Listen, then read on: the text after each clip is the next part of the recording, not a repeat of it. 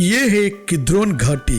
भजन संहिता 23 के अनुसार घोर अंधकार से भरी हुई तराई, जहां यीशु मसीह अपने दूसरे आगमन पर सारी जाति के लोगों को न्याय के लिए इकट्ठा करेगा।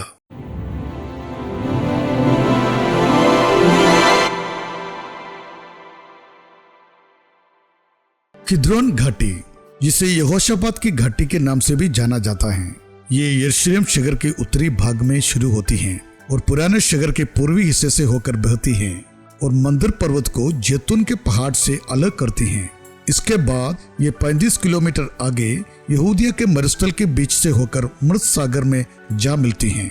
किद्रोन घाटी मंदिर पर्वत के बगल में यरूशलेम की पूर्वी दीवार और जैतून पहाड़ के बीच में पाई जाती है। जब अशूर के राजा ने यरूशलेम की घेराबंदी की, तब राजा हिजकिय्याह ने किद्रोन घाटी से पानी लाने के लिए एक सुरंग का निर्माण किया।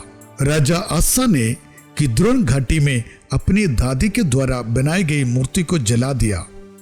राजा होशिया ने महायाजक हिल्किय्याह के द्वारा बाल देवता की मूर्तियों और पूजा में उपयोग किए जाने वाला सभी उपकरणों को किद्रोन घाटी में नष्ट करवा दिया।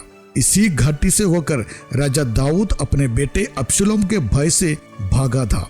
इसके बारे में दूसरा शमूएल 15 अध्याय का 23वां पद में हम पढ़ते हैं। अंतिम भोज के बाद यीशु मसीह ने अपने शिष्यों के साथ गत्सेमनी बगीचे में जाने के लिए इसी घाटी को पार किया था। फिर पकड़वाए जाने के बाद भी उन्हें इसी घाटी से होकर महायाजक के घर वापस लाया गया था। आज ये घाटी टूरिस्ट लोगों के लिए घूमने की एक खूबसूरत जगह है। अबशालोम, यहोशापात, जकरिया और सेंट जेम्स की कब्रें भी वहां पाई जाती हैं।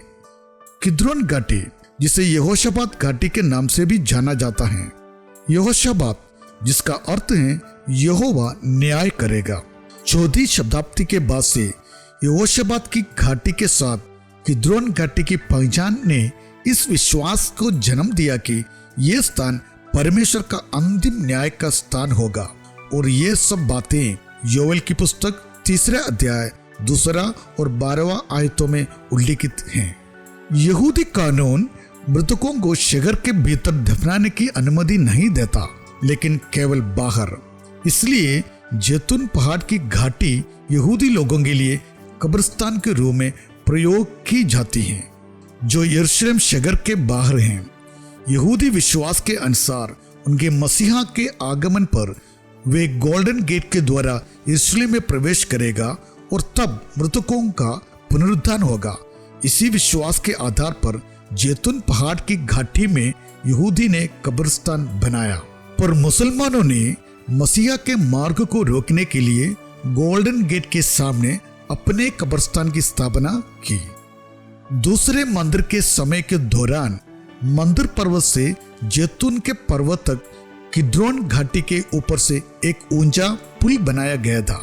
हर साल प्रायश्चित के दिन इस पुल के उस पार एक मूल बलि के बकरे को प्रतीकात्मक रूप से लोगों के पापों के प्रायश्चित के लिए जंगल में ले जाया जाता था। किद्रोन घाटी में आगे बढ़ते हुए 3 स्मारक बाईं ओर पाए जाते हैं। प्रत्येक का मुख मंदिर पर्वत की ओर है। अबशालोम का स्तंभ। अबशालोम दाऊद राजा का बेटा था, जिसने उसका विद्रोह किया था। उसके मृत्यु के काफी साल बाद दाऊद राजा ने अपने इस बेटे के याद में घाटी में उसके नाम से एक स्मारक स्तंभ बनवाया। इसके बारे में दूसरा शमूएल 18 अध्याय का 18 आयत में हम पढ़ते हैं। यहोशापात का मकबरा। अबशालोम के स्तंभ के पीछे पगली सदी की एक कब्रिस्तान है, जिसे यहूदा के 14 राजा यहोशापात का मकबरा कहा जाता है। प्रवेश द्वार के ऊपर एक खुदी हुई त्रिकोणीय भाग है, जो बहुत आकर्षक है। जकरिया का मकबरा। सन 2003 में दक्षिण की ओर एक बाइजेंटियन ग्रीक शिलालेख पाया गया था, जिसमें लिखा था जकरिया का कब्र। ये वो जकरिया था जो यरूशलेम मंदिर का याजक और यूहन्ना बपतिस्मा का पिता था। बाइबल की भविष्यवाणियों में इस घाटी की एक बड़ी भूमिका है।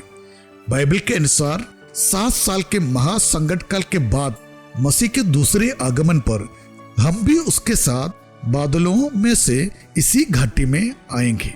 जकरिया 14 अध्याय और जोएल 3 अध्याय के अनुसार यीशु मसीह का दूसरे आगमन पर वे जैतून पहाड़ पर पांव रखेगा और पहाड़ 2 भागों में हट जाएगा और इस घाटी में सभी राष्ट्रों को वे इकट्ठा करेगा और अर्मगदोन का युद्ध इसी घाटी में होगा। Thank you for watching this video. हम अगले वीडियो में इसराइल के एक दूसरे महत्वपूर्ण स्थान के साथ आपसे मिलेंगे। अगर आपको ये वीडियो पसंद आया तो कृपया हमारे इस चैनल को सब्सक्राइब कीजिए और बेल आइकन दबाइए। प्रभु आपको आशीष दे।